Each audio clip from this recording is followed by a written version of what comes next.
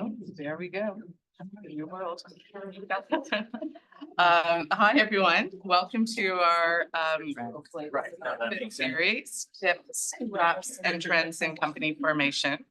My name is Wendy Hurlbert, and I'm the President and CEO of Life Sciences BC. Before we begin, I'd like to acknowledge that we're joining this event today from within the ancestral, traditional, and unceded territory of the Coast Salish peoples, including the territories of the Musqueam and Tsleil-Waututh nations. I'd also like to acknowledge that others are joining us from other traditional and unceded Indigenous territories across this beautiful country and beyond. This is such a beautiful location. Oh my God, is all I can say. Everybody that arrived today, the reception and the view of the North Shore Mountains, it's really a privilege to be here. So thank you, Blake's team. Many of you have been coming to Blake's events for years. This is the dawn of a new era that we're hosting it in Blake's office. So that's super exciting. And it's a hybrid event. So we have almost as many, if not more, people joining online as we have in the room. So that's really exciting for us to be able to have this event broadcast and hear from our amazing speakers across the country. So I think most of you know Life Sciences BC. We are a not-for-profit member-funded organization with local and global companies covering digital health, medtech, biotech, academic institutions, as well as research organizations and funders. And in addition, numerous companies that have identified life sciences as a strategic vertical and provide services and support that are invaluable to our sector. At each event, we like to welcome our newest members, of which we have, I think, 6 that Claire is going to magically put on the screen in a minute. There we go. So these are our newest members, and we're super excited to have them join. We're always accepting members, as you can imagine, as a shamelessly starving not-for-profit. So please reach out to any of us if you're interested in membership. Again, thanks to Blake's. Blake's breakfast series is one of our most popular and long-standing events. And we thank Joe and the Blake's team for their leadership and commitment in bringing this together. And more importantly, their long-term investment, both in LSBC, but also the ecosystem. So I've been given the job of a little bit of housekeeping. So as I mentioned earlier, it's a hybrid event. We are featuring the speakers in the room, as well as Robert Bellini will be joining us on the screen very soon. The room has built-in microphones throughout it, so we're hoping that you won't have sidebar conversations because it may distract from the speakers. So hopefully your comments amongst each other to the networking. We are using Slido at today's event. So on the back of your name tag, you will find the Slido code that you can use. And for those online, please use Slido as opposed to the Q&A on the online software. We do have, for those people online, we do have marketing people from both LSBC and Blake's that will be joining the event online. So if online people have any problems, please go into the chat and connect with them. But don't use the Q&A, use Slido for questions. And I think with that, it's now my pleasure to introduce Joe Garcia, who is no stranger, I think, to anybody in this room. Joe is a partner in the business law group at Blake's and helps run its national life sciences practice. His practice focuses on corporate finance and mergers and acquisitions. He advises public and private companies, investment dealers, venture capital, and private equity funds, and acts as an independent counsel to board directors. Prior to his career in law, Joe worked in corporate finance with a national investment bank and in clinical research with a multinational pharmaceutical company. As I mentioned, he's a huge supporter of the life sciences sector and is a champion for us all. With that, I'll turn it over to Joe. Thank you very much, Wendy. Appreciate your remarks and really appreciate your efforts on behalf of the life sciences community, both locally here and nationally. I can't think of a better advocate. So thanks for those efforts. We've been hosting this breakfast for over 25 years, and it's been incredible over that span of time and the range of topics and speakers that we've had. It's a bit of a milestone today in that it's our first opportunity given technology improvements to host a hybrid event, which allows us not only to have participants that are remote, but also opens up the opportunity to have incredible speakers from other locations. So our last event on M&A, we decided to take a baby step, and we did it all virtually with people around the world. And today we're able to host both in person and online. I want to quickly thank the Life Sciences BC team, Claire, and everyone for working so collaboratively and effectively with our team to bring this together. Just because you have new technology doesn't mean it works seamlessly. So I think all the bugs have been worked out, but to the extent that there's a pause, be patient with us as we work things out. It's now my honor and privilege to introduce the panelists, a very distinguished group. And we were provided with a few opening statements or of introduction for individuals, but I'll offer up a few personal remarks regarding each. We have a great community, and I don't mean that just both locally, but nationally. And having the opportunity to have Roberto here and understand that we're in support of and growing a national ecosystem because it benefits everyone, including all of us here in BC. So with that, it's my privilege to introduce to you Roberto Bellini, who's the managing partner of B Squared Capital.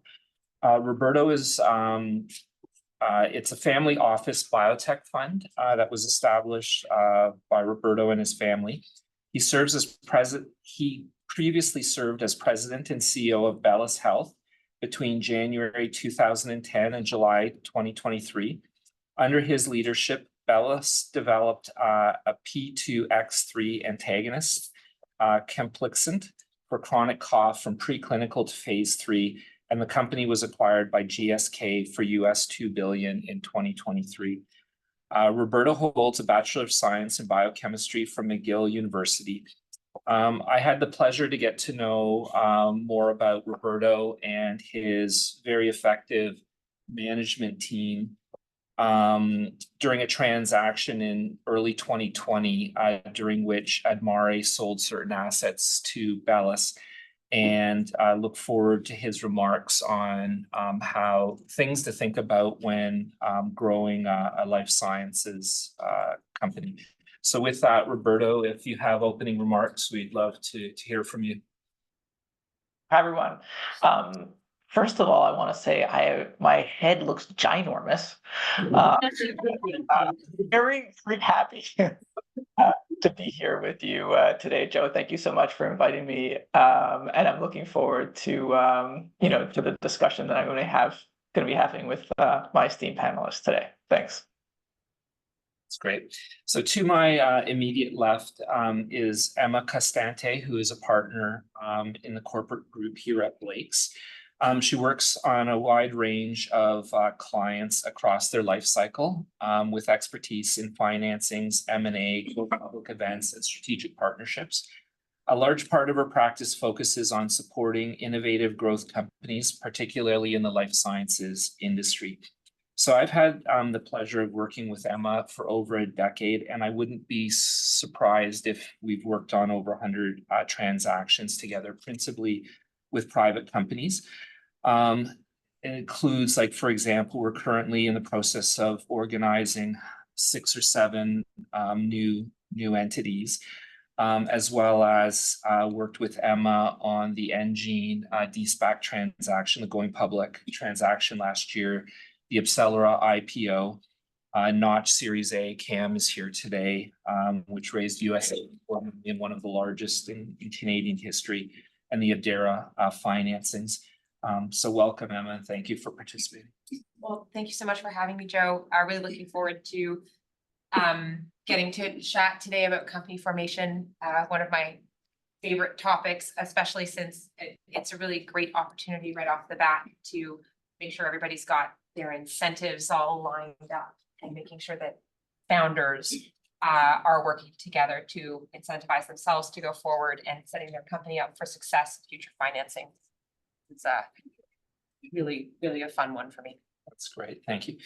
And to Emma's left is Matthew Carlisle, who's the Chief Operating Officer and CFO of Admare Bio Innovations. Matt's responsible for the overall leadership of Admare's business functions with responsibilities across the organization's 3 areas of focus, which is building companies, ecosystems, and talent.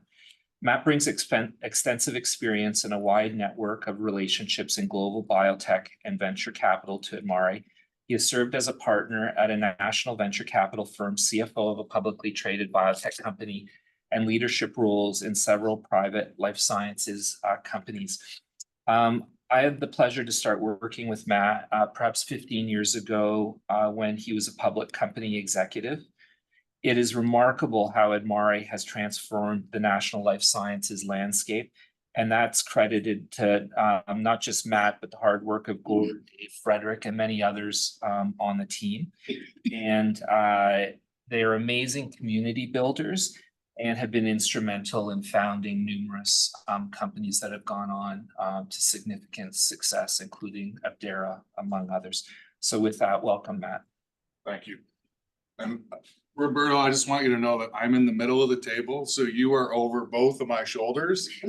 There's a joke in there somewhere. It's a little unnerving, but I think people actually pay a lot of money to have you looking over both their shoulders these days. So I'll take it. Thanks. Thank you, LSBC. Thank you, Blake, for putting this on. I've had the pleasure, I think, of working with all of the panelists today, which is pretty cool for me personally and for us as an organization. Probably on both sides of transactions, which is even better because it's pretty helpful when you have people of this caliber on the other side of the transaction. You generally want to be working with them, but if you're not working on the other side, it's pretty important as well. So that's pretty neat for me. In terms of Admare, generally everything we do in company creation starts with something that begins in academia. And so it generally starts with that kind of a transaction. We have about 27 companies in our portfolio today. About 16 are still active. Those companies have gone on, I think, just on this panel represents a few $1 billion worth of value that's been created and that we've been fortunate enough to be a part of. So hopefully I can share some of that perspective of, as Joe said, the perspective of my colleagues who really do all the work. So thank you. Not sure about that, but thank you, Matt. And to Matt's left is Marie-Claire Dye, who is a partner here in our tax group. Marie-Claire specializes in corporate and partnership structuring and reorganizations, fund formations, and mergers and acquisitions. Her clients range from small business owners to multinational corporations. Personal remarks, Marie-Claire is exceptional, particularly when it comes to very complex transactions and on a cross-border basis. Marie-Claire has worked with us and me on some of the most complex deals that I've worked on during my career, which have included, among others, the Zymeworks reorganization and the Engine de-SPAC going public transaction, which involved 4 tax jurisdictions. So tax in of itself is complex, but as soon as you start having to consider multiple jurisdictions, every time you solve one problem, different issues pop up elsewhere. So it's wonderful to have Marie-Claire and her talent working with us. So thank you. So welcome, Marie-Claire. Thanks, Joe. Thanks for the kind words and thanks for having me. So I've been practicing tax for over 20 years now. And in that time, I've had the opportunity to work with many life sciences businesses. And I've been able to help them through their whole business cycle from, forming a business and figuring out the right structure to how to finance that business and then how to exit it, either by selling the business or taking it public. And I have to say, in every single stage, there are many tax issues that you need to think about, and they're not always the same. So just be careful when entering the next stage of your business. Thanks, Marie-Claire.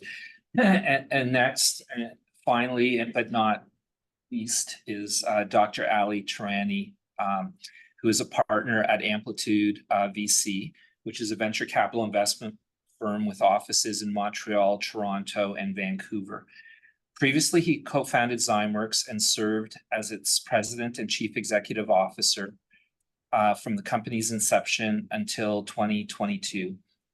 I'm proud to say that Ali is one of my closest friends and an incredible entrepreneur and supporter of the life sciences community, not just locally, nationally, among various organizations that he participates in, but also globally. I've known him since he was a postdoc candidate more than 25 years ago, and he was always an entrepreneur.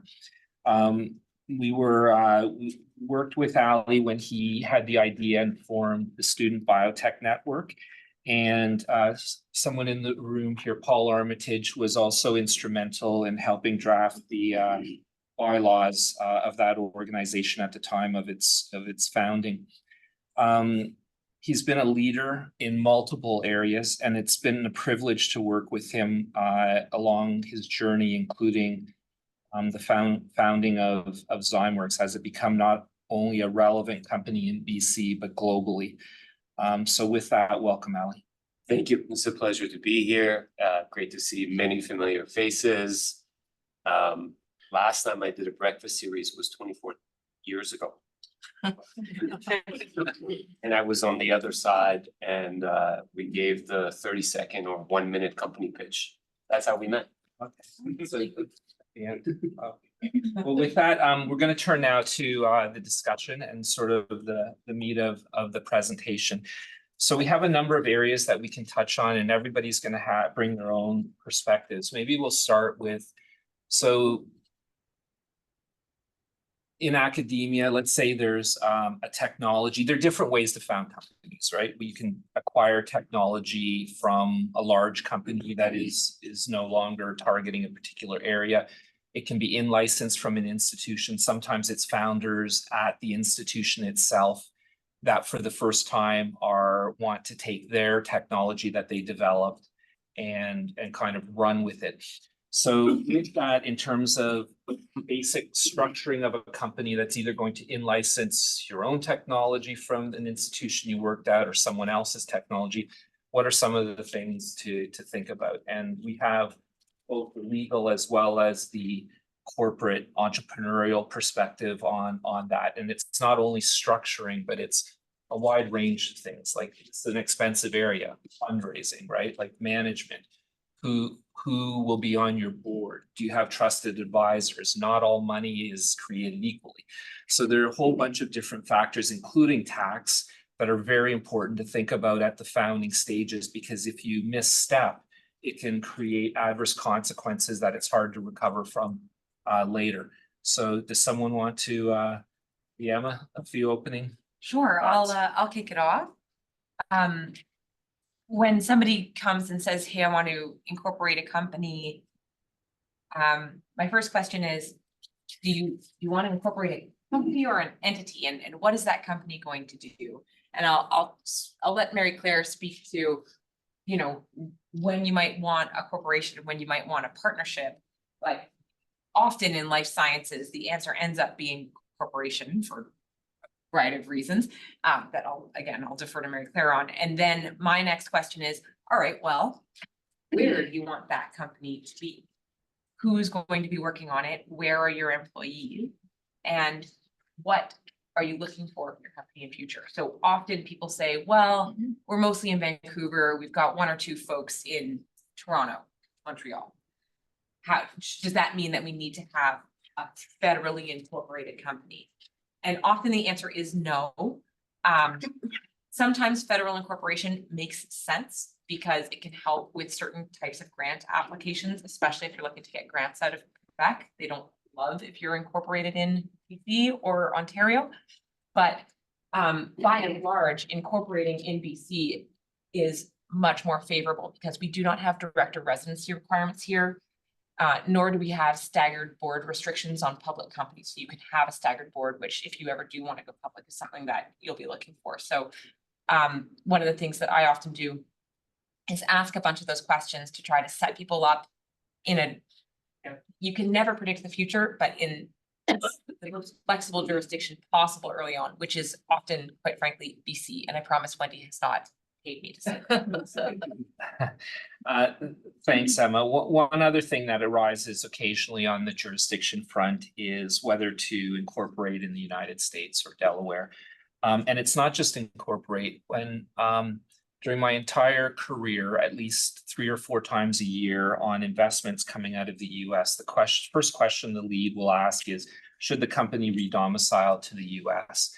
And in virtually every case, like 98%, the answer is no or no need to, right? There's no good business, tax, or other reason to do so.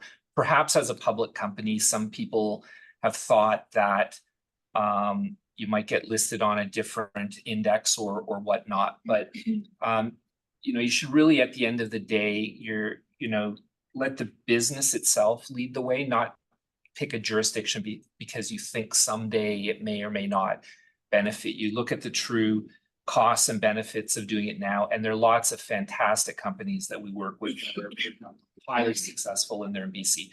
So anyone who says you can't do this in Canada, from Canada, with people in Canada, you absolutely can.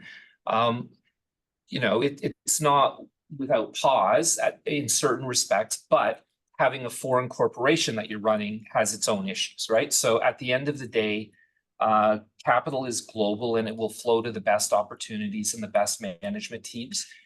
And people like Marie-Claire will structure it so that it is, and the rules work, that it is not adverse to investors from the United States to invest in Canadian companies. So, Joe, can I jump in on something you just said? You said the word business case. I think before we get into how some of these things are done, we need to talk about the why and the what. And you've got, a founder, you got a, executive and CFO. One of the things is often lost before it even gets to Emma and says, please incorporate this company for me or entity is, do you actually have a business? You said, what's the business, right? Where does the business have to go? And I think one of the things founders don't often think too much about is the business case, the business model, not the research model. Because when you see a piece of technology, a piece of science out of a lab, you might fall in love with that science, right? But that science doesn't mean there's a business case. And one of the things I learned over 25 years is that there is such a thing as a $50 million or $100 million research paper. So if you don't know what the business case is, will somebody actually pay you for the work you're doing? Then it doesn't matter whether you're in Delaware, you're in BC, or in the Yukons, right? You could be on Mars for all I care.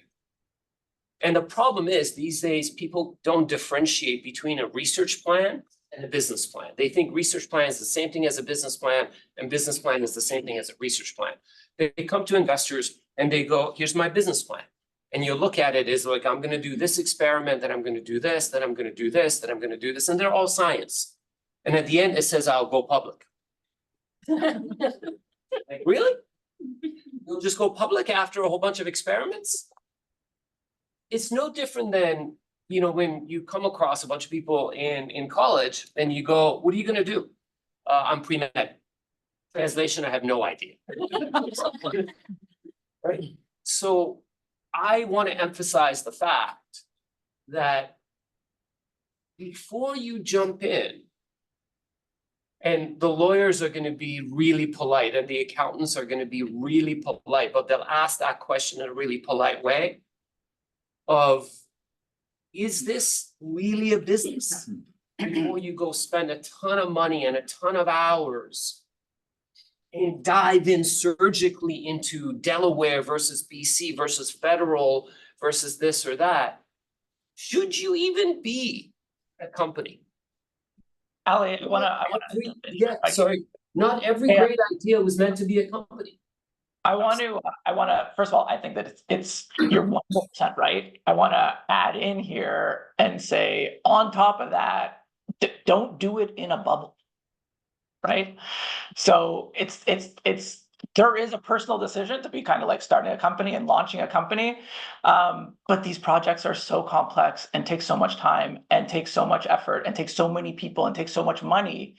You need to have like a really good appreciation and understanding of what kind of support you're going to get from the ecosystem around you, right? And I'd really focus on kind of two groups in particular.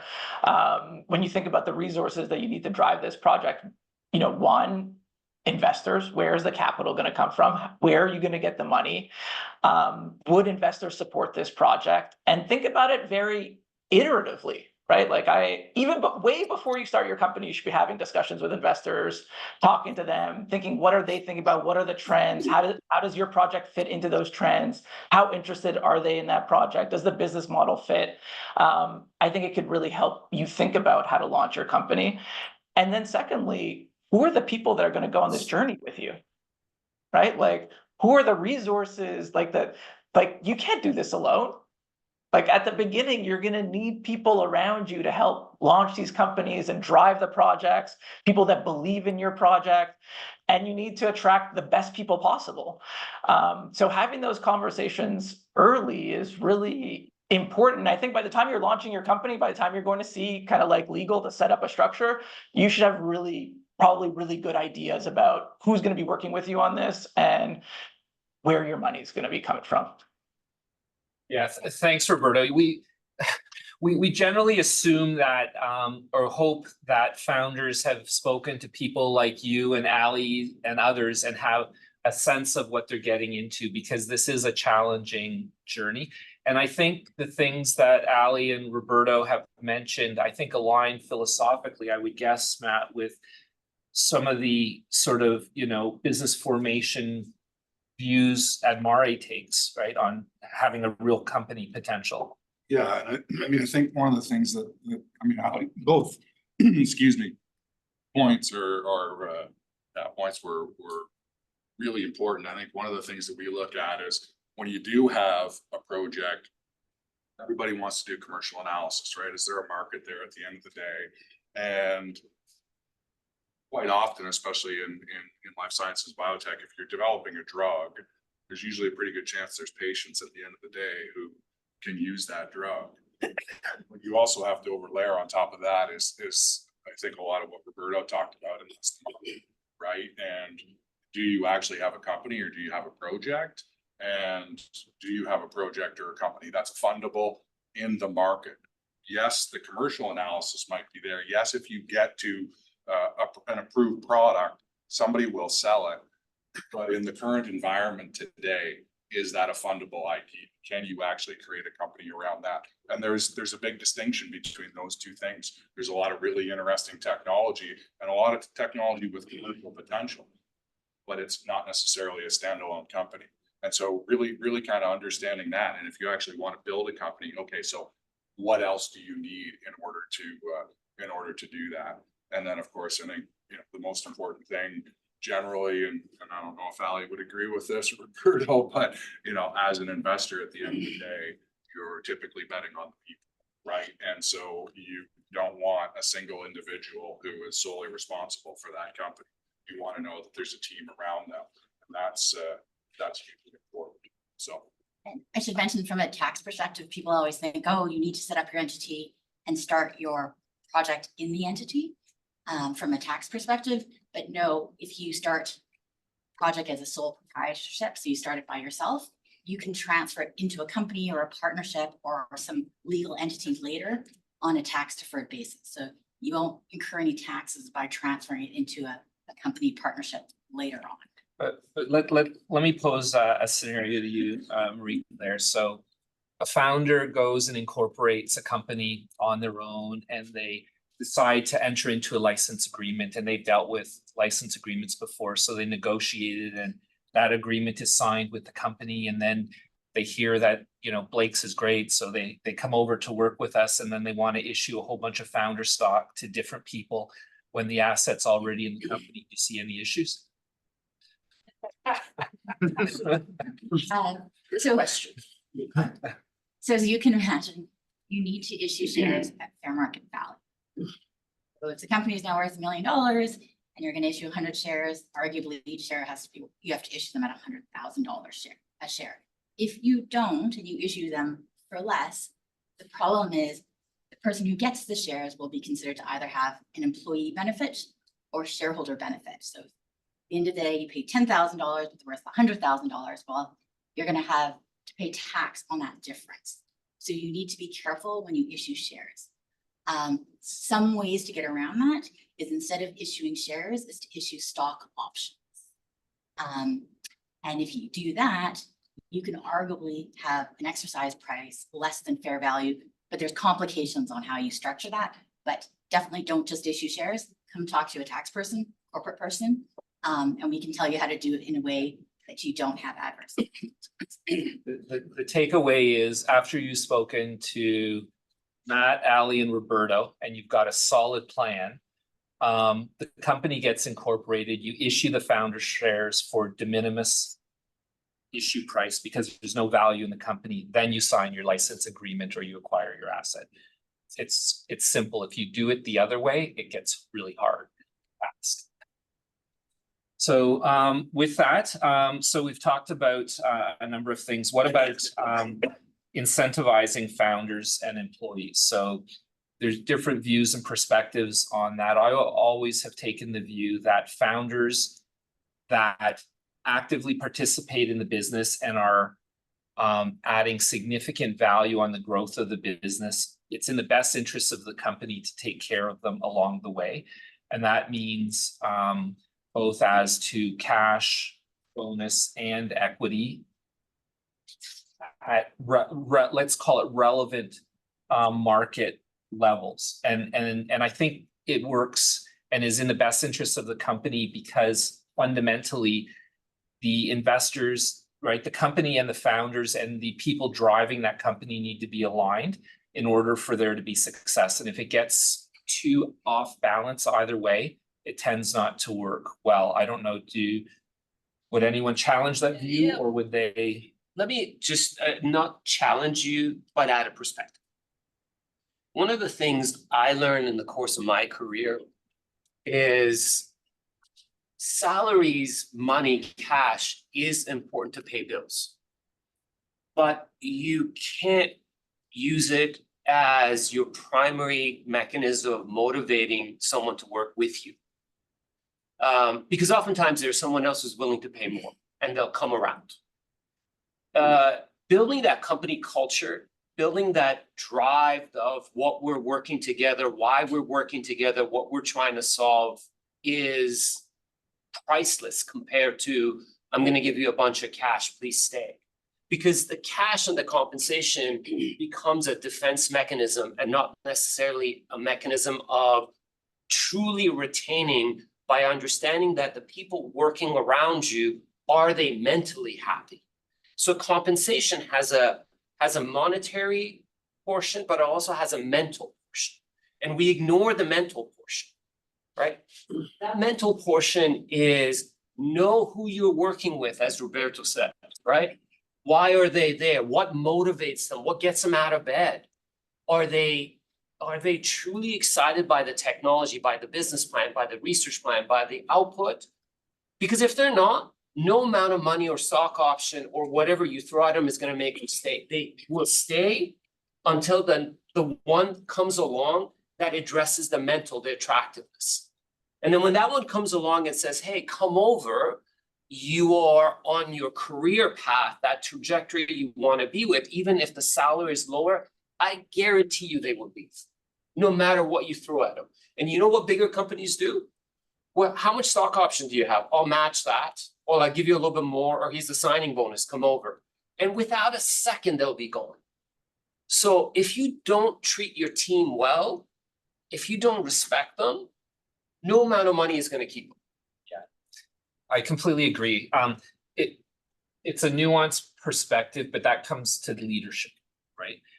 Not everybody is an Ali Tarani or a Roberto Bellini or a leader that is capable of motivating a workforce, a team of hundreds of people, right? So that is an important element and part of what I think investors bet on when it's the team, right? Who is that core group of management and their ability to incent and motivate and retain talent, because it's hard and it's competitive, very competitive. So absolutely, it's not just about the money, but I think there needs to be a balance because and that's where the leadership decisions come in on how to allocate all of that. The other thing I'd add there is, I think it's really important to identify at the founding stage, who's going to be with you longer term, right? And what their role is, because a lot of times there are people who contribute or, you know, organizations, entities that will contribute to the founding of a company. But their role, you know, may end more or less at that moment in time.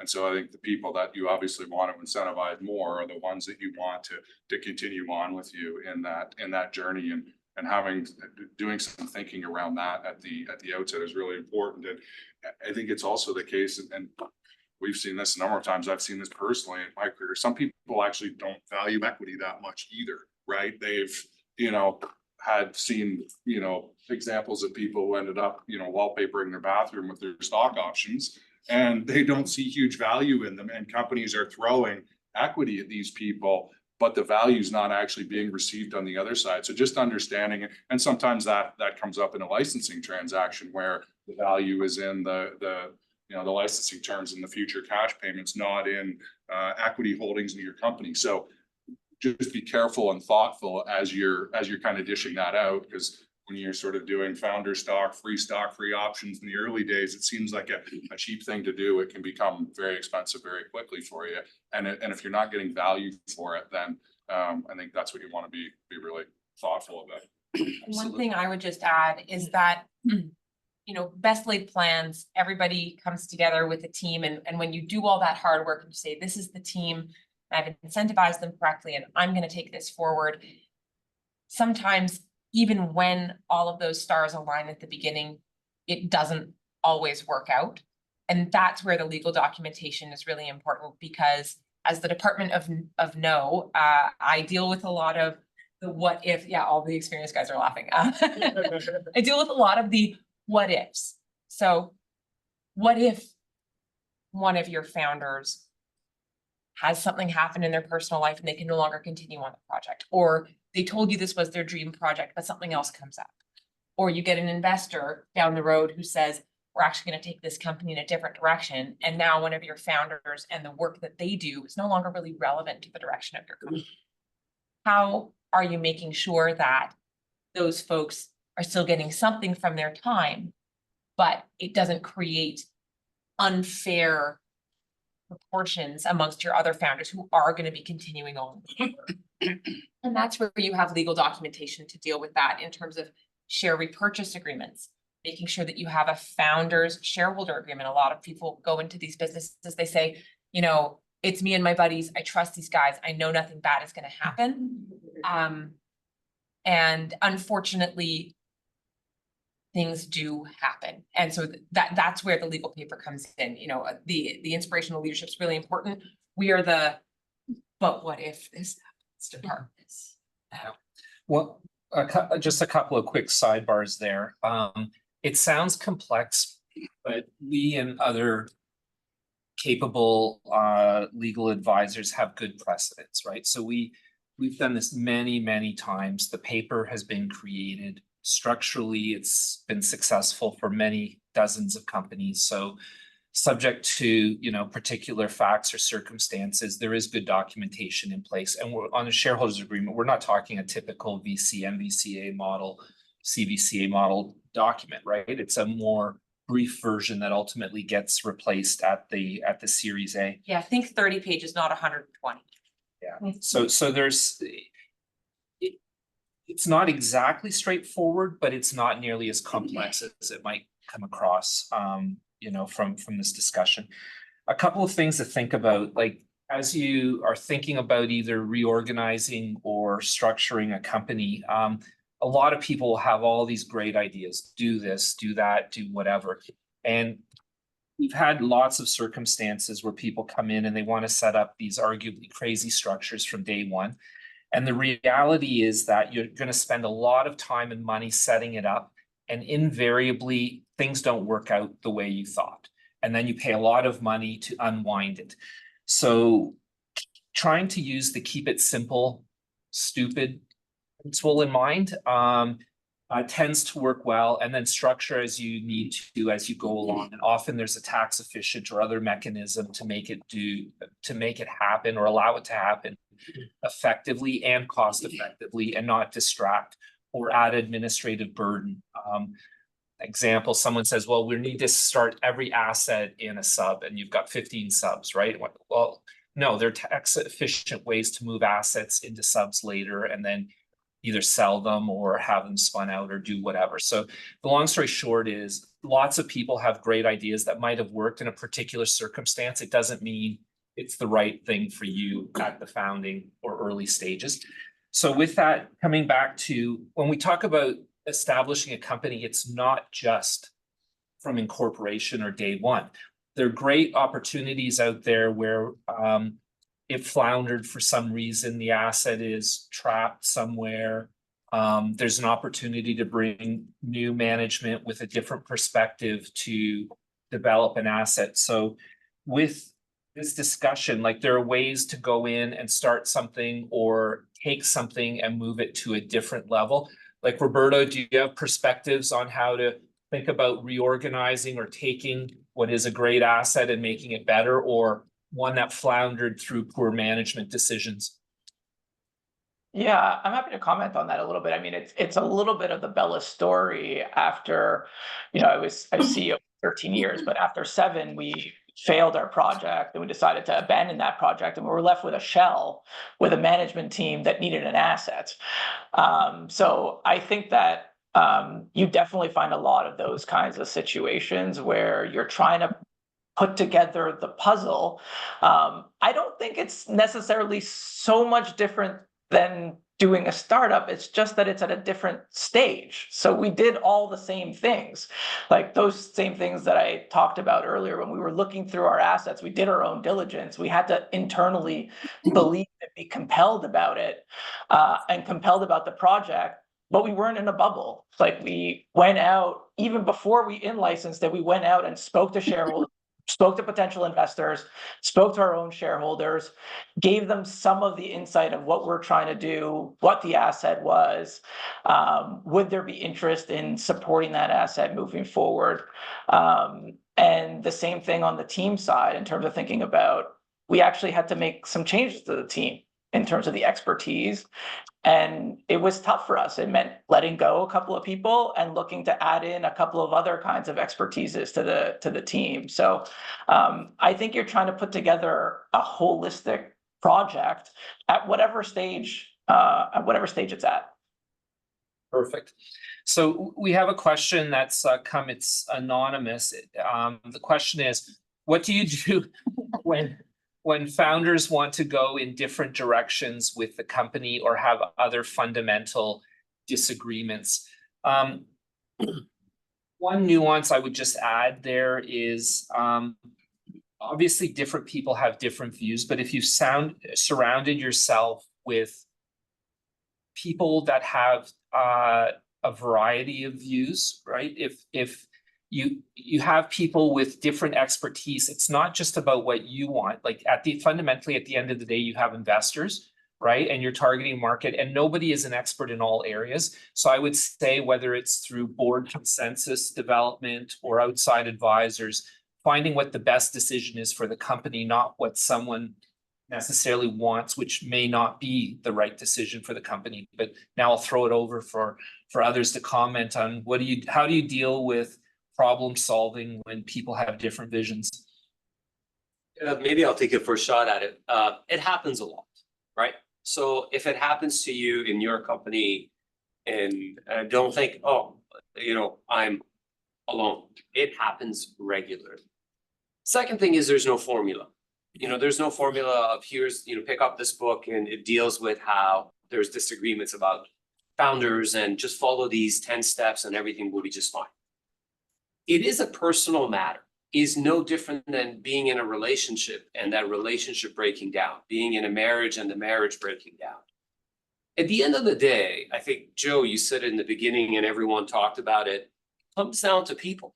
It comes down to the relationship you built with the people, the respect that you have with the people, and being able to sit down and talk about the differences and ultimately figuring out a mutually beneficial way or the least destructive way for everyone to go on and go to their next thing. Because the last thing you want is a ton of hard feelings, is a ton of bitterness that you have to work through.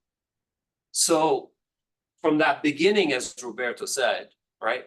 If you're sitting around, as Matt said, if you're thinking about the people, if you're thinking about the culture, if you're thinking about the foundation, if you at some point have to, knock a few floors down or raise the house and fix it up, you're okay. But if you have crappy foundation, you got to undo the whole thing.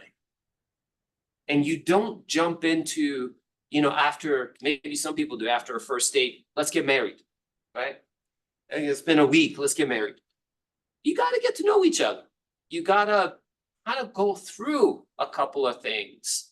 So you can't be in a rush. You can't be in a rush to kind of set up a company or just get to know the people, lay that foundation, because tough times will come. So, And sorry, go on, Roberto. no, I was just gonna add, I think every company finds a way to problem solve and to do conflict resolution, right? And I've seen it done lots of different ways. Like I think I've been in companies where you have a very, very strong CEO and everyone defers to the CEO, and that can work for some companies. And I've seen, at Bellis, my personal management style was more one of collecting the best ideas from the team and together helping us figure out which of those best ideas was the right one, and trying to create alignment across that team. And I think that worked well for me. But I think that different companies have different ways of doing that, and there's a different, balance of personalities that are making those decisions. I'm probably a little bit curious. A question I have for the panel: how do you feel about co-CEOs, or co-founders that kind of have think that they have equal say? So I see you shaking your head. I don't think that that's a really a winner kind of situation, but something to be careful about when you're starting your company and being oh, we're going to go into this equally. It's really hard to have kind of equal leadership at the top. That was just a little comment I was gonna make.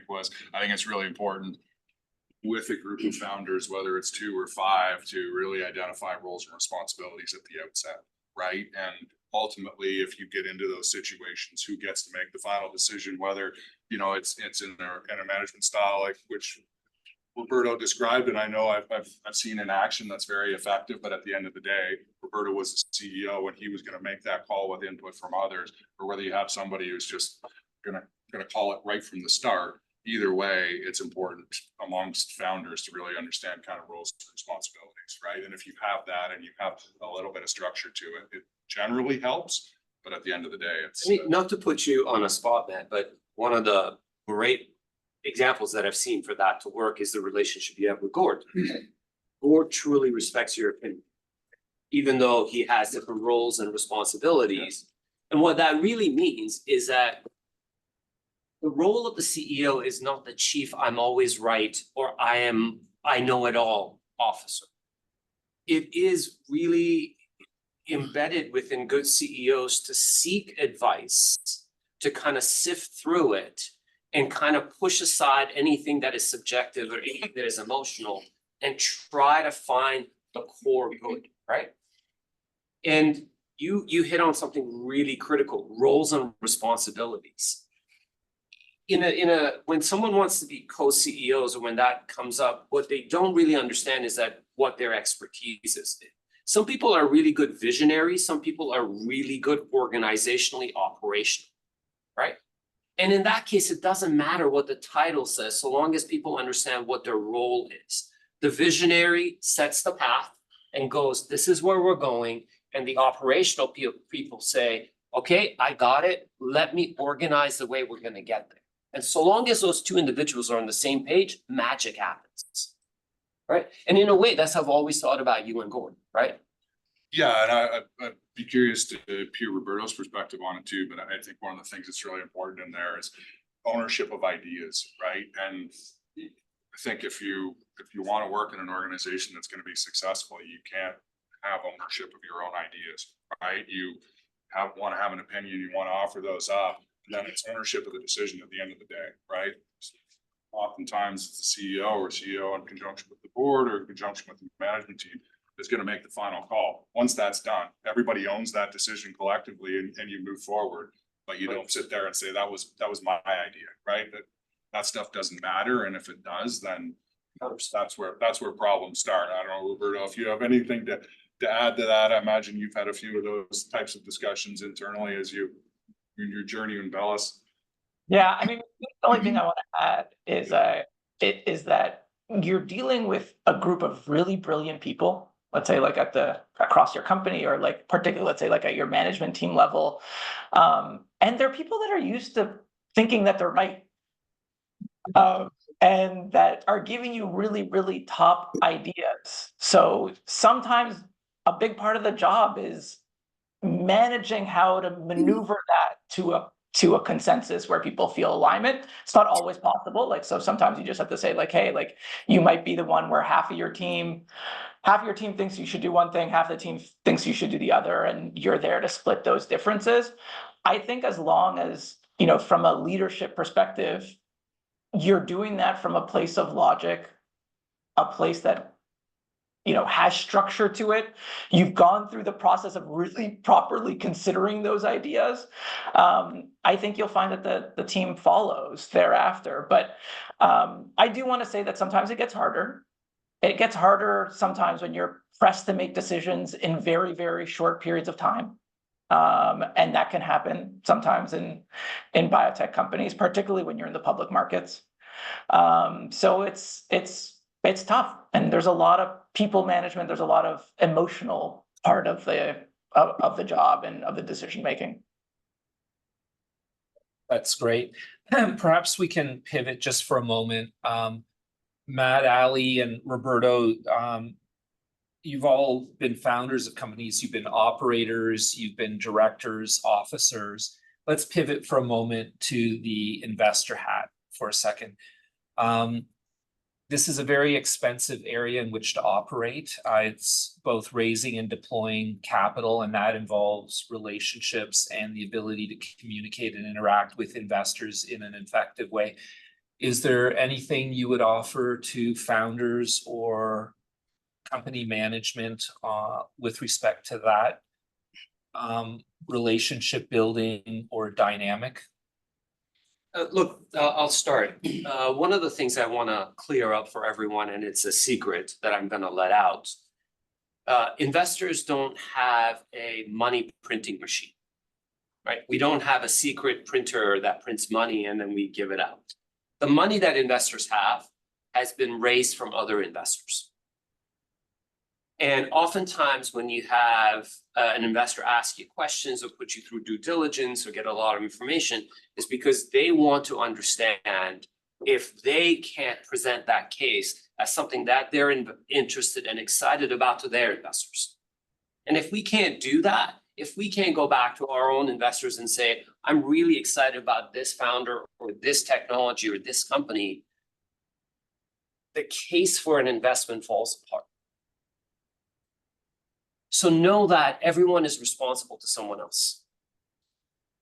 And when you're responsible to someone else, you have to take that seriously, and you have to do your diligence, not from a position of ego, but from a position of, can I really wrap my head around it? So the more clear you are, so the more you understand everything that we talked about in the last, 45, 50 minutes, the easier it becomes for an investor to make that decision of, am I excited about this? And can I stand up for this? Because if I can't stand up for this, how do I put money into it? Ali's giving everyone like really, really great advice here. My advice is get to know your audience. So Ali's given you like insight as to like what that like one aspect of that audience, but really trying to put yourself in their shoes, trying to understand what their structure is, what they're looking for, what they know, what they don't know. All of these things are incredibly useful in terms of like building relationships, and that doesn't happen quickly. Like it takes time, and it takes time to build trust. And so, I think at Bellis, like we put a lot of effort into kind of like building relationships with investors. And most of the time it was, investors where we would start a relationship on day one, they might become investors 12, 18, 24, 36 months later. Right. So it just doesn't turn on a dime. It doesn't happen quickly. It takes time for them to build that relationship, for them to feel trust in you also. But honestly, it's both ways. Like, are you like going to be accepting someone into your cap table that's going to be making decisions for you and it's going to be a big part of your company and it might be on your board that you don't know? It's probably not great for you either. Anyway, just some thoughts that I thought I'd added. Just on that board point really quick, and I'll let Matt speak in a moment, but just we're calling that these folks are going to be on your board in most cases, making sure that you're thinking about not just who's on that board, but what stands behind that, who appoints all of the people on the board, and if there needs to be a change in future, how easy is it to change that board? Who gets to make those decisions about how that board gets changed? So not just the makeup of the board, but all of the little dominoes that fall behind that is really important in terms of incentives going forward and being able to finance. Yeah, and not just on Roberto's point, I think you don't want to show up a month before you need a check. And I think you constantly want to be, especially at the early stages, it is not going to be the last money you raise. So you need to constantly be thinking ahead, and you might be in front of somebody who's not going to invest in your pre-seed round or your seed round, but they may be there at your Series A, and establishing those relationships early, telling people what you're going to do, go do it, go back and then tell them what you've done. That kind of relationship building and trust that you build with investors will pay off meaningfully the next time around. And we had this little saying all the time when we were raising money: if you never know. Sometimes you're having a meeting and you're not quite sure why you're talking to this person, or whether they're ever going to invest in your company, and then 2 years later they're leading your next financing. So you have to be careful with your time, and you can't take every meeting and run all over the world, because that leads to other problems. But sometimes you do a meeting and you're not quite sure what the outcome's supposed to be, but the outcome, is obvious. So I think that stuff is really important, because you're, as a CEO of a startup company, you're generally always raising money. So. Thanks. And just back really quickly to Emma's comment. This isn't meant to scare. It's simply pay careful attention to the legal documentation and contracts that you enter into. Each element or each term, you have to think about how that could be used both to your favor or to your detriment in the future. And we've had like more times than I care to think about. Companies have come to us and they've had things like, for example, a unanimous shareholders agreement that can only be terminated with universal consent, right? And you have 50 shareholders and one person just doesn't like you anymore, and they try and extract, whatever they can, or be the biggest problem in order to get their consent, or someone died, or so things like that. It seems like it was in some precedent. No one really thought about it. You signed it. Now, years later, you're paying $250,000 to get someone's signature, right? Like, it's like crazy things like that can occur. So you really do need to read the documentation and question it, right? Question terms, ask the lawyer, advisor, the accountant, whoever it is that you're working with, why are we doing this, right? Like, could there be a problem with this? And it doesn't mean you need to be an expert, but sometimes just basic logic can really help. form better, documentation that will ultimately lead to a financeable company. Because if you have too many problems, there's so many opportunities out there that are chasing capital. That capital may go to the next best opportunity.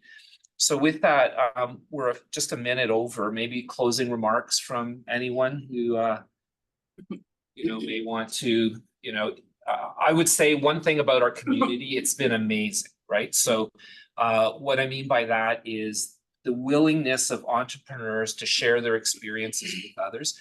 Arguably, no one can spend 6 hours a day with someone, whatnot, but I know everybody has been open with their time that I've ever met to share their experience or at times be a mentor or whatnot. So I'm sure there can be many follow-up conversations with individuals on the panel or others in our community.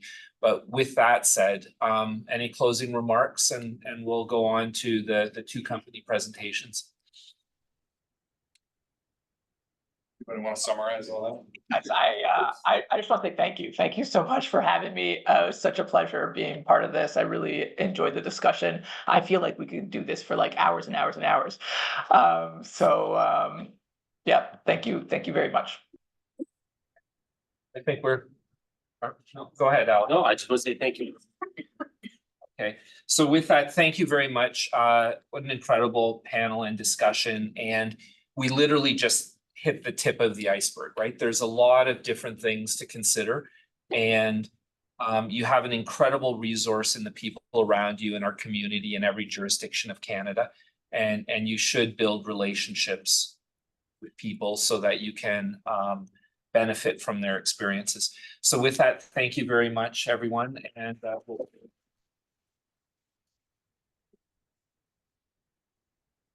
yeah, so you guys, please feel free to go grab a coffee or some food. And with that, I'll just make an introduction up here so we can pivot to sorry, have we pivoted to podium view? Yep. Okay. So thanks. It's now my pleasure to introduce you to actually, let me take a step back. As part of the format of this breakfast speaking series since inception, we've taken an opportunity at the end to allow two companies to either introduce themselves to the community or provide updates or whatnot. And it's a good way to let the community know what others are up to, but also encourage dialogue and relationship development. So with that, it's my pleasure to introduce you today to the first company, Bill Annette, who's the CEO of Sustained Therapeutics. Bill's a native of Vancouver and completed his MBA at the Harvard Business School and has had many years senior executive experience in large American companies, including Genentech and Accenture. In addition, he is a serial entrepreneur, having been CEO of 4 previous companies, taking 2 public and selling 1 to a major life sciences company. Please take a moment to warmly welcome Bill, and we'll look forward to hearing about Sustained.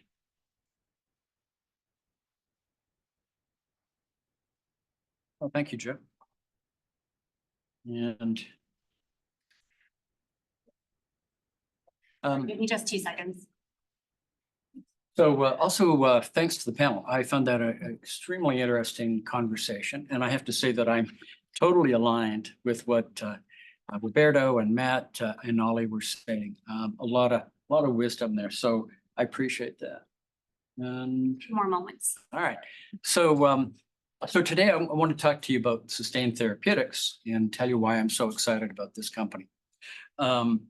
In addition, I'm going to present a little differently than I normally do. I've kind of got a little framework here that hopefully will be of some interest to my fellow entrepreneurs. So my first comment is, and the first tip for entrepreneurs is pretty much in line with what a lot of the guys were saying here. When you are pitching your company, you are not a scientist and you're not a clinician and you're not a manager, you're a salesperson. And so what do salespeople do? Good salespeople speak the language of their customer. So when you are pitching your company, you need to speak the language of them. So I'm going to show you a little bit today about a framework about how I do that. All right, first, I am going to be making some forward-looking statements here. And so this slide basically says, take everything I say with a grain of salt. Back in the day, when I was in Genentech Finance, our CFO was David Ebersman. And David's a great CFO. He's a really wonderful human being. But more to the point of my story, he's a pretty darn good bass player. And so what he did is he got the other musicians in finance together and they created a rock and roll band and they played at a lot of Genentech parties and events and so on. He went so far as to have T-shirts printed up with the band logo and name, and he made all of us in finance wear the T-shirts. So what was the name of the group? It was Free Cash Flow. So David was a smart guy, and he was making the point that you have to manage your business for potential free cash flow. Free cash flow, of course, is a measure of profitability, arguably one of the most important, in that it's basically the measure of the cash that a business throws off after reinvesting. So your job as CEO, in a nutshell, is to maximize potential free cash flow. Everything else is gravy. And so how do you do that? Well, you have to manage four things. First, and these are the four components of success. So first off, it's your stream of future cash flows, which you want to be high. And in life science, that means that's your sales and marketing teams, that's your medical affairs group, that's your business development group. These are the people who can help to drive cash flow. The second thing is your probability of success. How do you get from here, where you are today, to that stream of future cash flows? And in life science, that's your research, your development, and your regulatory. You've got to manage those things. Third, time to market. Faster is better than slower, because the quicker you get to market on those cash flows, the less money you spend and the higher your valuation, right? So that depends on the development stage you're at. Are you clinical? Are you preclinical? Phase 1, 2, 3? And what's the velocity? How fast are you going to get through those trials? So you got to manage that. And then the fourth thing is your capital structure. You want an efficient capital structure. How much money are you going to have to raise? What's the form that you're going to raise? Is it equity? Is it debt? Is it non-dilutive? So these are the four things that you need to manage. And I guarantee you, if you manage these four things successfully, your company will be a success. If you get 3 out of 4, you're in a world of hurt. So that's a bit of the framework that we think about. And this is the framework we used at Genentech for analyzing not only companies we're looking at investing in, but every single product that came through the portfolio. This is how we analyzed it. And every investor has got some version of this. They may call things differently. They may add some bells and whistles, but this is the core of it. And my fellow finance nerds will see this, that basically these are the components of a risk-adjusted net present value. It's how you value a company. So again, for entrepreneurs, you got to tell the investor size of the prize, how do you get there, how long is it going to take, and how much money is it going to take? So that's the framework. So sustained therapeutics. So here's why I'm so excited. The company is really exciting on all of these areas. The commercial opportunity is high. We are a platform technology with multiple different potential products, each of which has multiple indications. In terms of probability of success, we're a reformulation company. We're not doing new chemical entities. We are reformulating and patenting existing generic drugs. And so by definition, we're following a 505(b)(2) regulatory pathway. And reformulation companies, by definition, have a higher probability of success because we know that the predicate drug, the generics that we are reformulating, we know they work. They've been on the market. And they go faster too, we know from experience, through the regulatory process. Now, the trick with a reformulation company is finding commercial opportunities where you have a unique competitive advantage and where they're big markets, and we're combining the two. Time to market, we're pretty fast. We are in, right now, we have 3 phase 2 trials underway. And if everything goes according to plan, 2 of those are going to read out later this year or early 25. And a year-ish from now, we hope to be in a phase 3 trial. And then finally, in terms of capital structure, one of the most amazing things about the company is an extraordinarily efficient capital structure. So we have financed the company to date largely through non-dilutive financing. We've only raised $3.8 million US to date in equity. That's really unusual. Normally, you would expect 50 million or more to have been raised to get 3 phase 2 trials underway. And that's because Martin Gleave, our co-founder, is just a genius at getting non-dilutive financing. So that is kind of the framework. So these are kind of my more typical slides. So I'll tell you a little bit more about the company. We're spun out of UBC. It's a drug delivery technology. It's an injectable, patented. We've got patents around the world now. And what we're doing is we have 2 polymers which create a gel, which can carry multiple different small molecule drugs. As a result, we've got 4 different products right now under development, 2 of them in phase 2 trials, and all kinds of potential down the road. So I'll talk a little bit about our first product, which is a reformulated lidocaine. It's a non-opioid pain product. So the pain is obviously a major issue. Opioids are extremely effective in pain management, but obviously addictive. And so right now, there's not a lot of good alternatives. So our product, again, it's an injectable, it's reformulated lidocaine. We found in our phase 1 trial that the majority, 3/4 of our patients were getting a month pain relief from a single injection. Really unusual. So it's good against all kinds of pains, low toxicity, non-addictive. So we think there's a real competitive advantage here. We're making good progress.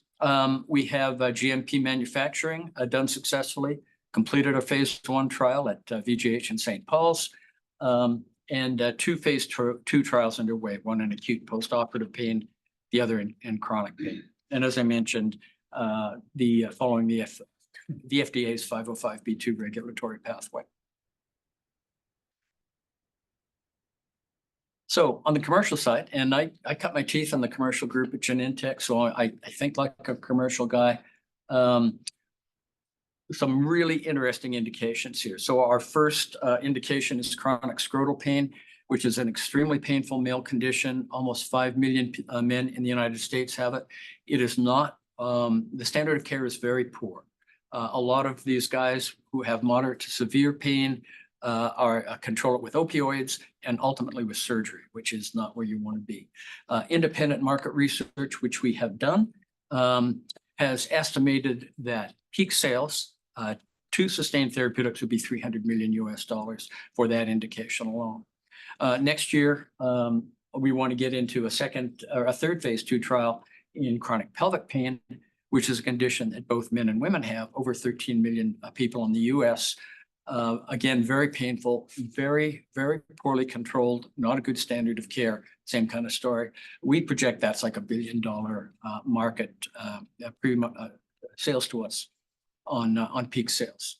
And beyond that, all kinds of different indications, amputation pain, neuralgias, all sorts of opportunities there.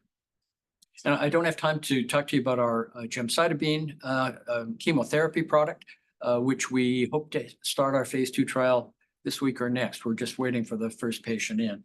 And that's a really interesting opportunity as well.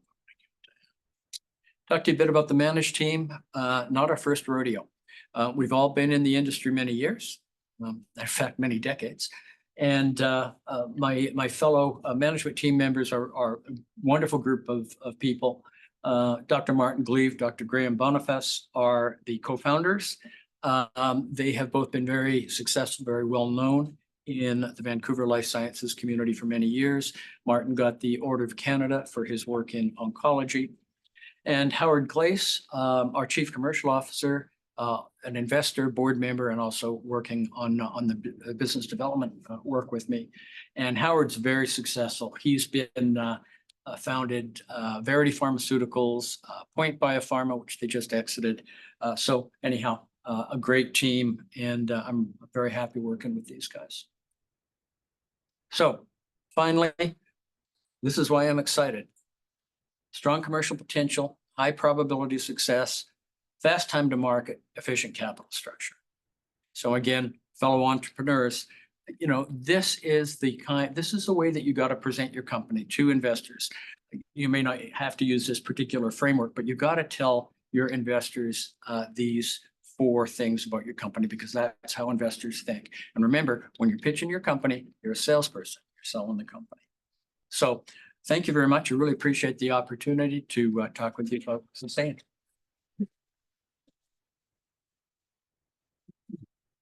Bill, that's great. It's now my pleasure to introduce you to Hillary Pierce, who is the co-founder and CEO of Total Flow Medical. Hillary brings a background in engineering, product development, and program management to her role as CEO. With key experience working in startups, bringing structural heart implants from initial design to commercial approval while working across Canada, the US, and Europe for over 15 years. She is inspired by building, growing, and supporting great teams while developing elegant solutions to the health and well-being for all. Please warmly welcome Hillary.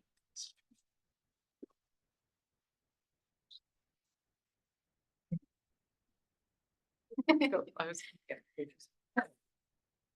you so much, Joe, and thanks to Life Sciences BC and Blake's for having me here this morning. I really appreciate it. So as mentioned, I'm Hillary Pierce, CEO of Total Flow Medical. Oh, there we go. That's us. And we're Vancouver-based and developing products to improve the quality of care for patients who need the use of a heart-lung machine. So a heart-lung machine replaces or supports the function of a patient's heart and lungs when they need heart surgery or when they're on life support. And it's actually just up the street at St. Paul's Hospital in Vancouver, where our story began with our perfusionist inventor. So the perfusionist is the person with his head cut off in the top right corner of the screen. They run these heart-lung machines daily. And what really struck me when I saw this image is that they're responsible for keeping that patient alive, more so in the bottom left, basically via this equipment. So the quality of care that they can provide their patients is directly linked to the equipment and tools that's available to them. So our inventor became distraught seeing the devices that he has available to him injure his patients, and he came up with a solution. So the problem we're solving is caused by the current standard of care. When hooked up to a heart-lung machine, cannula are placed inside the femoral vessels to transfer blood between the patient and the heart-lung machine. And these cannula can interrupt blood flow in the patient's leg, which leads to ischemic conditions, and at a minimum means an extended hospital stay, and in the extreme, it can lead to amputation and even death. We know that ischemic conditions occur in about 30% of cannulated patients, and surgeons can't actually predict who's going to be affected, which to us, that means that every one of the 100,000 US adult patients that receive these cannula every year could really use a solution.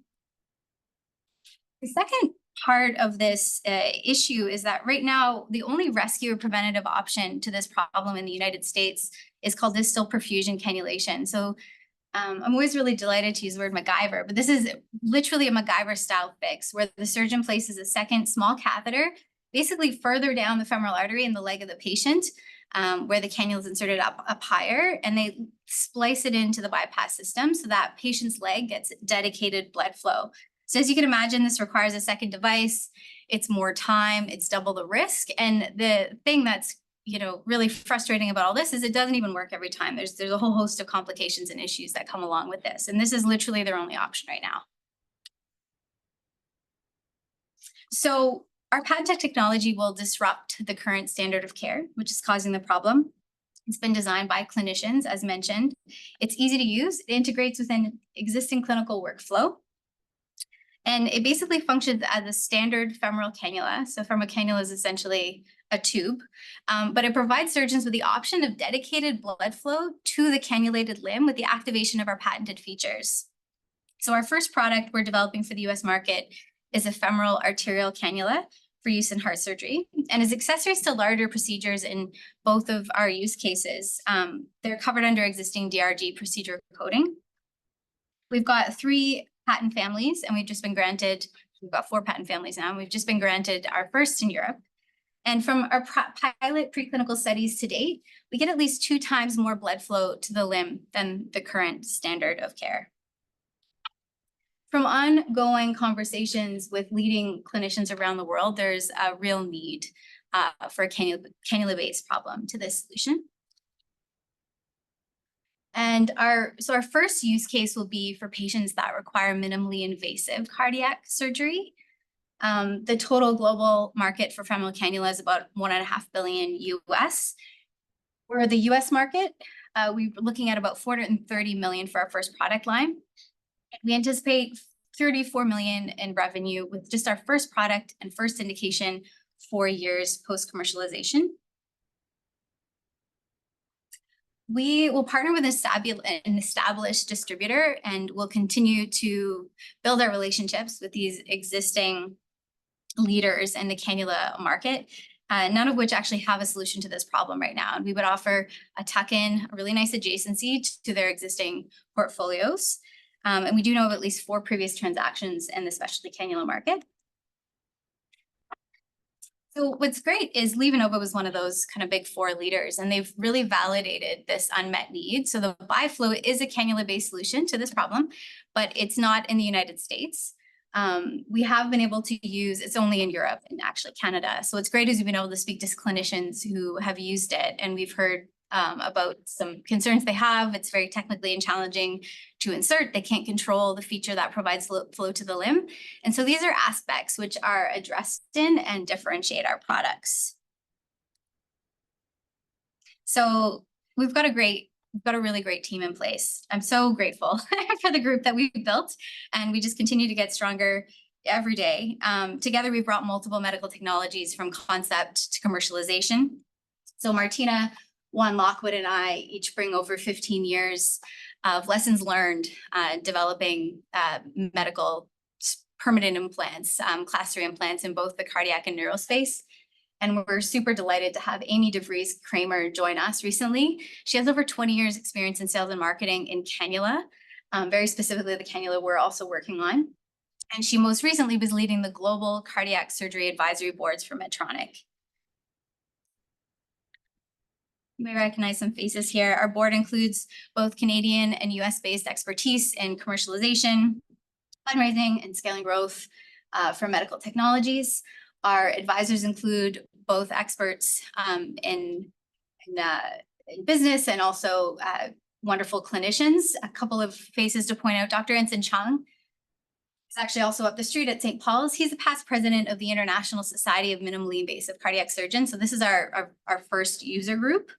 And Brian Litch, he's based in Florida in the US. He's actually a clinical perfusionist himself, and he founded and grew what is the 3rd largest perfusion distribution company in the United States. So just to highlight where we've been and where we're headed, to date we've raised over $4.5 million US in our pre-seed, seed, and non-dilutive funding. Currently we've got anticipated runway through to Q1 of 2025. We've had 3 FDA pre-submission meetings to de-risk our regulatory strategy and our upcoming submission. And we've had some really positive preclinical results to date. We are really delighted to announce that we're just opening a seed extension. So great opportunity that's just coming along right now to support our first in human study. And our Series A will support activities including our post-market studies and the rollout of our product's next indication. So just in summary, we're addressing a real unmet clinical need. We've got a really strong team in place, and we've shown our ability to execute. We've oversubscribed in all of our previous financings to date. There's a really strong group of potential partners and strategics in this space for us. And we've just opened a seed extension to support our first in human in early 2025. So thank you again for having me today. Our mission is to improve the quality of care and the quality of life for patients who need heart surgery and life support one device at a time. And please come chat if you'd like to know more about what we're doing. If you'd like to join our wonderful seed extension opportunity that's just opened up. And for the entrepreneurs in the room and listening, I'm super glad. This has been an incredibly gracious and supportive community for us. And I'm really happy to support anyone I can, share the little I have learned so far. So thank you again so much.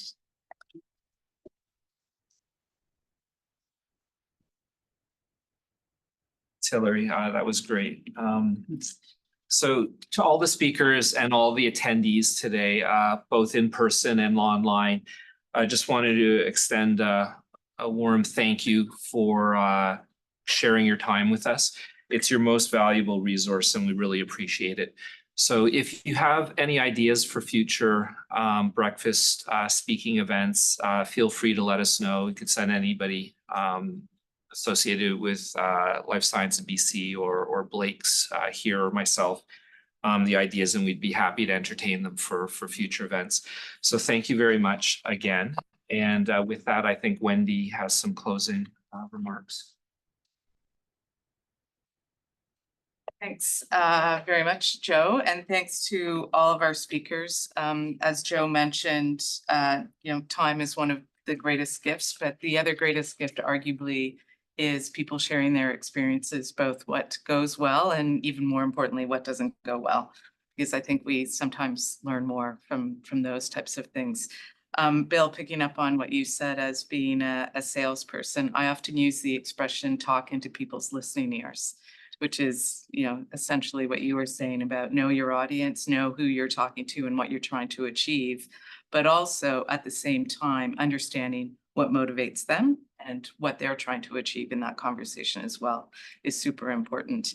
And I think a few people talked about that financing is a long haul, and not to pick on Ali, but one of your first investors at our Invest in BC panel conversation about 5 years ago said that she had met Ali 8 years, I think, before the first check got written, and really enjoyed his enthusiasm, his entrepreneurial spirit, and his drive, but needed him to get to the place that she was ready to actually write that first check that then resulted in Zymeworks. So it's a long haul. And the other thing that has come up, and as I've been traveling around at Bio and Bloomberton and various places over the last couple of months, people are looking at BC and recognizing that there's something different here. And it is our entrepreneurial spirit, our innovative nature, but we are fundamentally a rising tide lifts all boats ecosystem. And that's a gift that we can't ever lose, because that really is what makes us special and makes us all successful. So events like this are critically important in continuing to build that culture and relationship. But as we grow, and we have been the fastest growing ecosystem in Canada for the last 6 years, let's never lose that connectedness and rising tide lifts all boats culture. So I want to thank our panelists again. Roberto, I don't know if he's still here. And by the way, I was watching it online. It's working out really well. So thank you to the Blake's technical team who have spent a lot of effort in making sure that this was going to be successful. Roberto, Matt, Emma, who always has a good couple of one-liners to throw into any conversation that when he has a microphone. Mary Claire and Ali and Hillary and Bill, great to get an update on what's happening with your companies. Super, super exciting. Again, thanks to Blake's, thanks to our LSBC team. I think Ryan's still here. Claire, who's over there, being event superstar and tech star at the same time. And Aleda, who I don't even know if, oh, there you are. No, somewhere in this room. And our marketing team, Rosabelle, has been attending this event online. So she's been able to monitor the chat and also have the experience. And Lily. So we have a few events coming up. On Thursday, we have our summer social, which I'm kind of only talking about it because it's a bit of a FOMO moment. It's been sold out for 3 weeks and we have a waiting list of about 50 people. So we're looking forward to that. Zymeworks is hosting that on their beautiful outdoor patio. The next big event is our annual awards ceremony, which is September 10th. So please mark your calendar for that. We have moved into a much larger space this year because the last couple of years we sold out very quickly. Next Monday or Tuesday, we will be announcing our award winners. So please join us for that. And then Invest in BC is scheduled for October 29th and 30th, and probably of great interest to people in this room. We're taking a different approach this year. We've actually licensed the bio partnering software to be able to use in our event. It's going to be the first time it's actually used in Canada. And we will be having pitches in the mornings of the 2 mornings and bio partnering in the afternoon, and then some receptions and hopefully investor dinner. So please mark your calendars and sign up for that. Also, applications are open right now to pitch at the event. I think they might close next June 28th, yeah. June next Friday. 28th. So please be sure to apply, or if you know companies that you think are well suited to pitch there, please make sure they apply as well. And I think with that, I echo what Joe says. This was a great event. Please let us know any topics that you're interested in hearing about. We keep a running list of those. But this was a great event, and thanks all for coming.